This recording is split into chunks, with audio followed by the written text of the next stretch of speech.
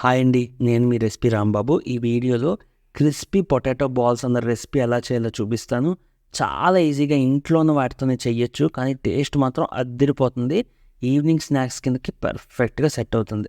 దీనికోసం ముందుగా 4 దుంపలు తీసుకోండి. వాటిని ఉడకబెట్టేసి తొక్క తీసేసి ముక్కల కింద కట్ చేసుకోవాలి. నేనైతే పెద్ద దుంపలు తీసుకున్నాను. లార్జ్ సైజ్ లేదా మీడియం సైజ్ కూడా తీసుకోవచ్చు. ఈ దుంపలన్నిటిని కట్ చేసుకున్న తర్వాత ఒక బౌల్లోకి తీసుకొని వీటిని స్మాష్ చేసేసుకొని ముద్దలా చేసేసుకోవాలండి. స్మాషర్ ఉంటే ఈజీగా అయిపోతుంది, లేదా స్పూన్తో చేసుకోవచ్చు. చేతితో అవాయిడ్ చేయండి, ఎందుకంటే మొత్తం చేతికి అంటుకుపోయే ఛాన్స్ ఉంటుంది. ఇలా చేసిన తర్వాత దీంట్లోకి 1/4 టీ స్పూన్ పసుపు వేయండి, అలాగే 1/2 టీ స్పూన్ కారం వేయండి, అలాగే 1/2 టీ స్పూన్ సాల్ట్ వేసి ఒక చిన్న ఉల్లిపాయని ఇలా ముక్కల కింద తరిగి వేసుకోండి. అలాగే 1 లేదా 2 పచ్చిమిరపకాయలు కూడా సన్నగా తరిగి చిన్న ముక్కలు వేసుకోండి. కొరియాండర్ కూడా ఒక కప్పుతో వేసుకోండి. ఇంకా 2 టేబుల్ స్పూన్స్ కార్న్ఫ్లోర్ అయితే వేయండి. ఇవన్నీ ముక్కలకి బాగా పట్టేలా మిక్స్ చేసుకోండి.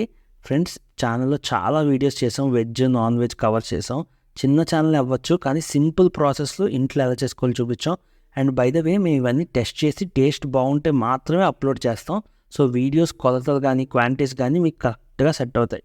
ఇప్పుడు వీడియోలోకి వచ్చేస్తే, ఇప్పుడు శుభ్రంగా ముద్ద కింద చేసేసుకున్నాం కదా. ఇప్పుడు దీంట్లోకి మన చేతులకి ఆయిల్ రాసుకొని దాంట్లోంచి చిన్న చిన్న ముద్దలు తీసుకొని వీటిని మనం బాల్స్ కింద అయితే చుట్టుకోవాలి.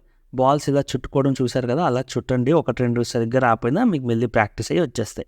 ఇలా బాల్స్ కింద చుట్టేసి వీటిని మనం ఒక సైడ్ని పెట్టుకోవాలి. ఒక 5 మినిట్స్ అయితే వీటిని కొంచెం డ్రై అవ్వనివ్వాలండి.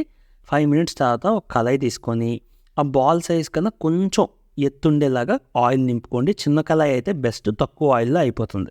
ఇప్పుడు నింపేసుకున్న తర్వాత ఆయిల్ని ఒక 5 మినిట్స్ హీట్ చేసుకొని ఈ బాల్స్ ఏవైతే ఉన్నాయో అవన్నీ ఒకదానికొకటి టచ్ అవ్వకుండా ఆయిల్లో అయితే వేసుకోండి.